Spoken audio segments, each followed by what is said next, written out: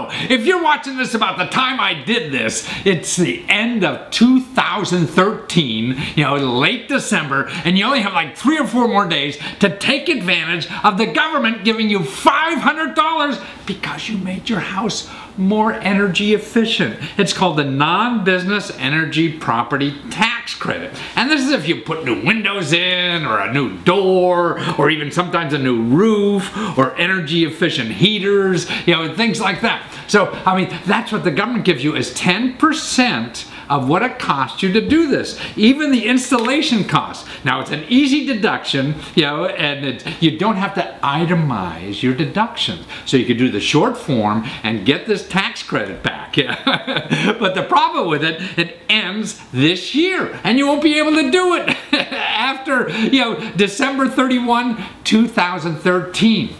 So it's over by then. But there's another tax credit you could get, and that one's called the Residential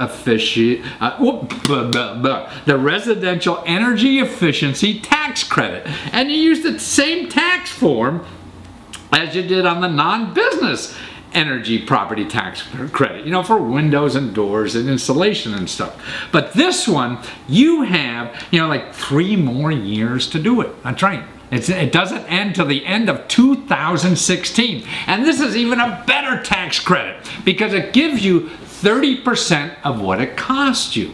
And this is really for people to get into more energy efficient, heating and cooling systems, whether you want to do solar or wind energy, and things like that. So if you're thinking about that, you have really a couple of years to do this. And the tax credit, is going to be big, because it's 30% and there's no limit. The other one only had a $500 limit. See, this one has no limit. So if you say, hey, I'm going to go solar and it costs you like $10,000. Well, the government gives you $3,000 back. So it changes the equation on changing to like a solar or wind energy or geothermal, one of these heating and air conditioning systems. Particularly, there's other benefits where they, because your heating costs go down and you pay it with the money you save and all kind of, interesting things, to make this happen.